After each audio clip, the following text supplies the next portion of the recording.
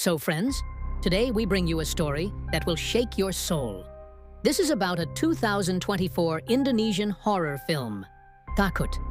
The story begins on a chilling, silent night. Our first character, Lin, notices something strange happening in his cornfield. Holding a torch in his hand, he cautiously looks around. Suddenly, he spots drops of blood on a leaf. Curious and alarmed, Lin follows the trail of blood. But what he sees next freezes him in terror. A dead body. And not just anyone's. It's the lifeless corpse of his own master, Mulyaj. Trembling with fear, Lin gathers the courage to bend down and touch him. The moment he grabs his master's shoulder, thud. His head falls off, hitting the ground with a sickening thud. Lin's breath catches in his throat. Meanwhile, our heroine, Anun, is studying at an Islamic boarding school. Sitting in her room, she is watching the news. The anchor reports that Mulyaj, once an ordinary man, has started performing miraculous healings. The villagers worship him like an angel. For them, he is nothing short of a divine figure. Anun, too, is one of his biggest admirers. She even mimics his magical rituals. However, her teacher strongly disapproves of this. She turns off the TV and warns Anun that abandoning medical treatment for black magic is wrong. But Anun is already obsessed with Mulyaj's supernatural abilities. One day, a desperate man arrives at Mulyaj's place, but not to cure an illness. Instead, he wants to erase his poverty. He places his last remaining wealth before Mulyaj.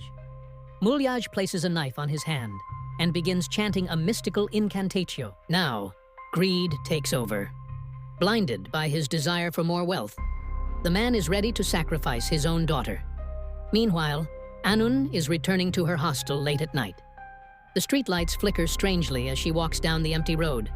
Suddenly, she hears someone whispering her name. She stops, turns around, and there, standing right in front of her, is Mulyaj. In his hand, the same blood-stained knife. Anun feels a strange mix of fear and excitement. But then, something happens that shakes her to the core. Mulyaj vanishes. Just like that. In an instant. Before she can process what just happened, her friend Rini arrives. Anun, still shaken, tells Rini everything. But when they look at the spot where Mulyaj was standing, there's no one there. Back at the hostel, Anun turns on the TV. And what she sees next chills her to the bone. Breaking news. Mulyaj is dead. The police and forensic team are investigating the cause of his death. At that moment, her teacher reveals a shocking truth. Mulyaj was Anun's real father. Anun, unable to believe it, opens the old belongings left by her mother. Inside, she finds some jewelry, bundles of cash, and a few old photographs of her parents. Her world shatters. The truth is undeniable. Her world shatters. The truth is undeniable. Mulyaj was her biological father. The next day, Anun and her friends attend Mulyaj's funeral. There, Lin, one of Mulyaj's students, recognizes her. Without saying a word, he leads her straight to Mulyaj's corpse. Anun gasps. His throat has been slit, exactly how she saw it in her vision that night. But the nightmare doesn't end there. As she looks closer, she notices something else. A strange mark on Mulyaj's hand. A mark that looks identical to the one on her own hand. Coincidence? Or is there a much bigger, darker game at play? Then, he tells Anun that Mulyaj left something special for her. He leads her to an abandoned factory-like place. Anun feels an overwhelming sense of fear. Her eyes well up with tears. Lin, however, remains completely calm. He hands her a book, Mulyaj's black magic book. Lin looks at Anun and says, "Now, you must complete what Mulyaj left unfinished. But there's a catch. Only Mulyaj's bloodline can walk this path. Which means Anun has to learn everything." Lin promises her that, later that night, he will take her to Mulyaj's secret place. Meanwhile, Anun's friend, Bagas, wants to pray, but Lin stops him. "It is forbidden in this village," he warns. However, Bagas never listens. He begins his prayer anyway. And that's when it happens. Bagas senses something nearby, a presence. When he turns around, Mulyaj's severed head is lying right next to him. His blood runs cold. He screams in terror. Back in the hostel, Anun isolates herself. She walks into her room without saying a word. Her friend, Rini, grows suspicious. She picks up a camera and starts recording Anun. She asks her questions. No response. Anun just sits there, completely silent. Rini, frustrated, puts the camera down and turns away.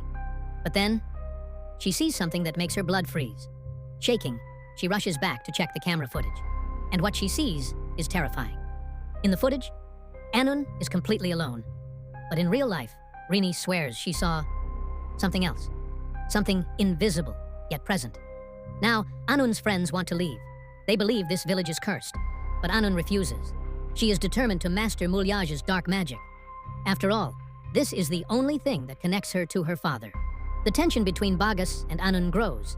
And meanwhile, something darker is lurking. A shocking truth about Ajeng's life comes to light. Ajeng is going to be the mother of Mulia's child. In fact, she is already raising another child, the son of Mulia and his second wife, whom Ajeng has cared for as her own. It's nighttime. Ajeng is in her room, trying to sleep. But then, something strange happens. Her blanket suddenly falls to the ground. Ajeng, already pregnant, struggles to get up. She reaches for the blanket, and just as she lifts it, there, sitting beneath it, is the child. The child looks at her and whispers, "Hide!" Mulia is coming back. Fear flashes across Ajeng's face. Suddenly, through the window, she sees a shadow. Someone is coming inside. But in the very next moment, Ajeng's eyes snap open. It was just a nightmare. Meanwhile, Lin takes Anun to Mulia's secret hideout. He reveals that this is where Mulia practiced his dark magic, using it to heal many people. Lin looks at Anun and says, "Now, it's your turn to carry on this work." For that, she must undergo an ancient ritual. Lin pulls out a knife. Without hesitation, he slashes Anun's hands and feet. Blood drips. He commands her, "Chant the incantation." Anun obeys, but as she utters the words, visions flood her mind. She sees something horrifying. A blood-drenched, Her heart pounds with fear. Meanwhile, the child sitting beside Ajeng suddenly wakes up. He senses that something is terribly wrong with Anun. Without wasting a moment, the child rushes to Anun's friend, Bagas. With urgency in his voice, he says, "Anun is not herself anymore. Something evil has possessed her." The child then whispers, "If you want to uncover the secrets of this village, go to the mosque and read verses from the Quran." On the other side, Anun regains consciousness. She looks at the wounds on her hands and feet, unable to comprehend what has happened to her. Meanwhile, Bagas, already curious about the village's dark secrets, follows the child's advice. He enters the mosque and begins reciting the Quranic verses. The entire village stirs. Villagers clutch their heads, screaming in agony. Anun, too, writhes in pain. But suddenly, Bagas's prayer is interrupted by an unknown force. Silence falls. The villagers stop screaming. Everything goes eerily quiet. And then, anger. Lin and the villagers turn on Bagas.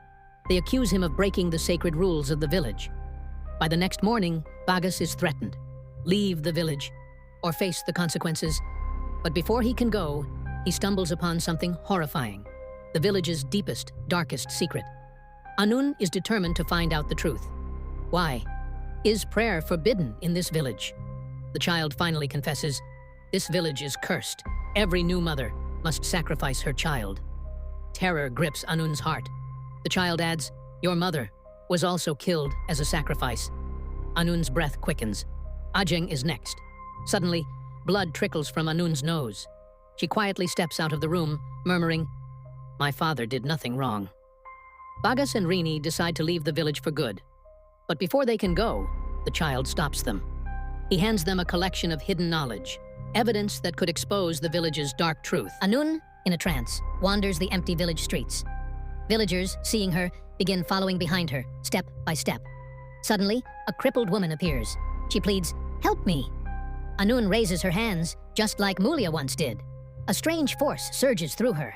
The woman gasps. Her broken arm heals instantly. The villagers bow. To them, Anun is now a goddess.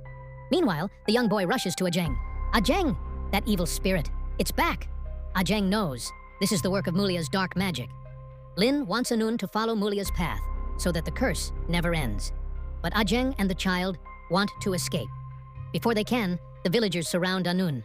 They beg her, "Heal us. Save us."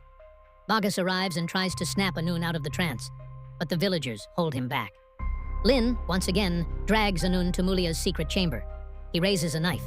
He slashes her hands and feet again. Chant the incantation, he commands.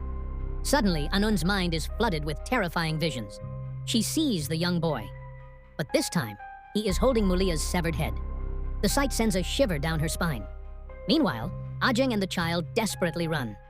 They push through the village, escaping into a vast cornfield. But then, the boy stops. His breath hitches.